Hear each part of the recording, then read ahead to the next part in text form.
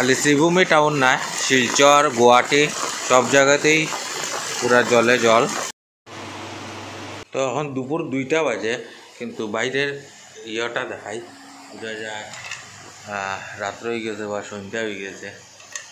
প্রচুর বৃষ্টিদের শিলা বৃষ্টি, ফ্লাড নিয়ে আই যায়, ওটাও ডর লাগে।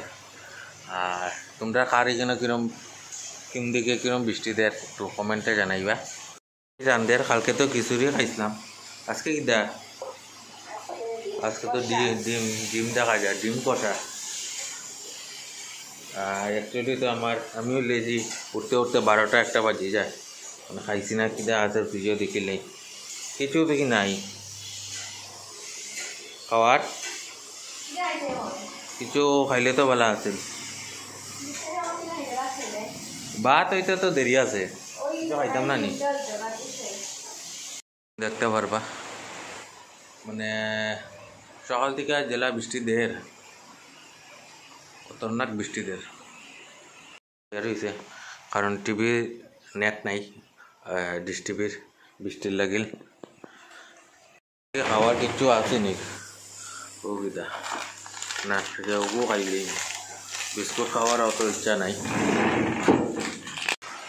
কিলা বৃষ্টি দের দেখতে পারবা।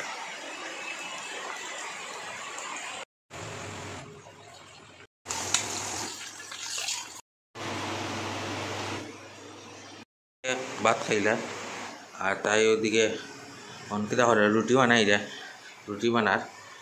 আর ওই দেখুন ফ্রিজের ইয়েটা খুলিয়ে রাখি দিয়েছি, যে জুড়ে ঝিলকি পড়ছে আর কন্টিনিউ বৃষ্টিও।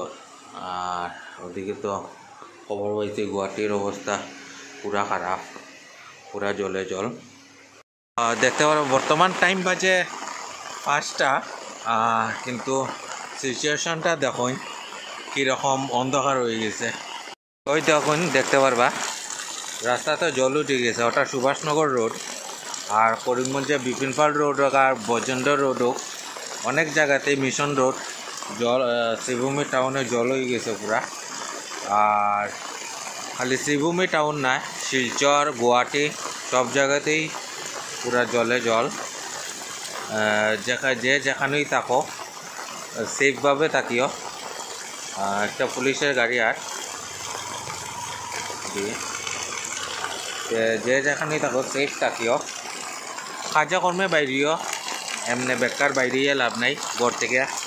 ওই দেখুন দেখতে পারো কীরকম স্পিডে উপরের থেকে ও জল পড়ে, ও ঘরের উপরের থেকে ওই দেখুন।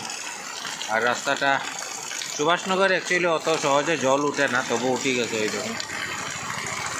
করিমগঞ্জে অন্য অন্য জায়গাত অন্য অন্য রোডে অনেকই জল।